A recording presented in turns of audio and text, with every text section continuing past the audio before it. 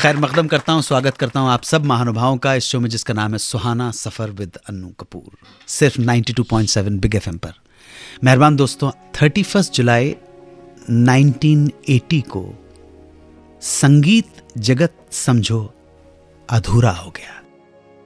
किसके जाने से अधूरा हुआ, वो नाम, वो शख्सियत कौन, बस उन्हीं के बारे में आज के शो में बात करें। 30 जुलाई 1980 की लेट इवनिंग प्रोड्यूसर डायरेक्टर जे ओम प्रकाश के फिल्म के गाने की रिकॉर्डिंग। एक गाना रिकॉर्ड कर चुके थे, सीढ़ियों से नीचे उतरे, 4 लाइनें बाकी थी, नीचे उतर के गाड़ी में बैठ गए, फिर ऊपर आए और जे ओम प्रकाश जी से बोले, जे ओम जी 4 लाइनें तो बाकी हैं, कल के लिए क्यों पेंडिंग रखूं, आज ही कंप्लीट कर देता हूं। एलपी का म्यूजिक, आनंद बख्शी के बोल, फिल्म आसपास, ये 4 लाइनें डब की, नीचे आके गाड़ी में बैठे और घर चले गए। 30 जुलाई की रात को ही दिल का दौरा पड़ा और हिंदी फिल्म संगीत का अनमोल रत्न इस दुनिया से अपना काम पूरा करके उस दुनिया में चला गया। उस अनमोल रत्न का नाम मोहम्मद रफी। जोरदार तालियां रफी साहब। रफी साहब का जन्म 24 दिसंबर 1924 को कोटला सुल्तान सिंह नाम के गांव में हुआ था। पंजाब के पास एक छोटा सा गांव है। 6 भाइयों में सबसे छोटे मोहम्मद रफी।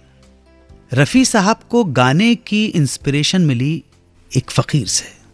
एक फकीर उनके मोहल्ले से गुजरता था, मस्त गाना गाता हुआ, पाघा वालियों नाम जपो मौला नाम, ऐसा ही कुछ होता होगा। जमाना अलग था, 1924 का अनडिवाइडेड इंडिया। गलियों और कूचों में फकीर कुछ मौसीकी गुनगुनाते हुए निकलते थे और ये छोटा बालक रफ़ी उस फकीर के पीछे पीछे चलने लगता था गाना सुनने के लिए।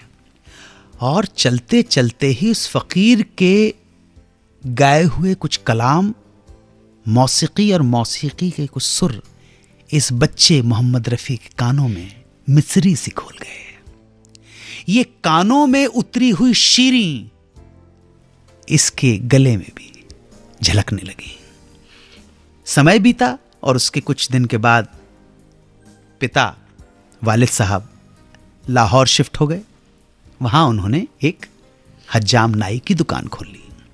बालक रफ़ी फकीर से जो तबरुक मिला था, जो प्रसाद मिला था, जो अब धीरे धीरे गले में झलकने लगा, इस गले में झलकते हुए हुनर को पहचाना इनके भाई के एक दोस्त अब्दुल हमीद ने, जो बाद में इनके ब्रदर इन लॉ भी बन गए। रफ़ी साहब की फैमिली को समझाने और इनको बंबई तक पहुंचाने में अब्दुल हमीद साहब का बहुत बड़ा हाथ था। रफ़ी साहब को स्टेज पर परफॉर्म करने का मौका भी बड़े ड्रामेटिक तरीके से मिला। हुआ यह कि एक बार लाहौर में महान गायक केएल सहगल साहब का शो था। अचानक साहब लाइट गुल हो गई, तो अब लाइट गुल हो गई तो स्टार केएल सहगल साहब अपीयर कैसे करेंगे? जनता शोर मचाने लगी।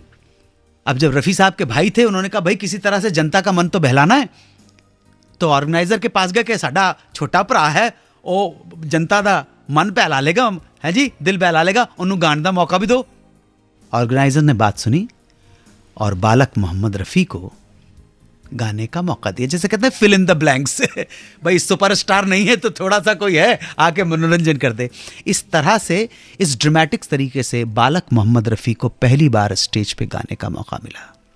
और जब बालक मोहम्मद रफ़ी ने गाया था, जो उस फकीर से तबर्रुक मिला था, गले से जो शीरीं आवाज निकली, जो मखमली आवाज निकली, तो मोहम्मद रफ़ी छा गए। इसी फंक्शन में हिंदी फिल्मों के एक म्यूजिक डायरेक्टर श्याम सुंदर भी मौजूद थे। उन्होंने भी रफ़ी को सुना और इनविटेशन दे डाला बॉम्बे आने का। रफ़ी साहब के बारे में चर्चा जारी रहेगी। आज चर्चा है मोहम्मद रफ़ी की, उस मोहम्मद रफ़ी की जो गरीब ज़रूर था मगर था खुददार। मोहम्मद रफ़ी सुनते हैं थोड़ी देर में। 92.7 बिग एफएम पर सुनते रहिए सुहाना सफर विद अनु कपूर।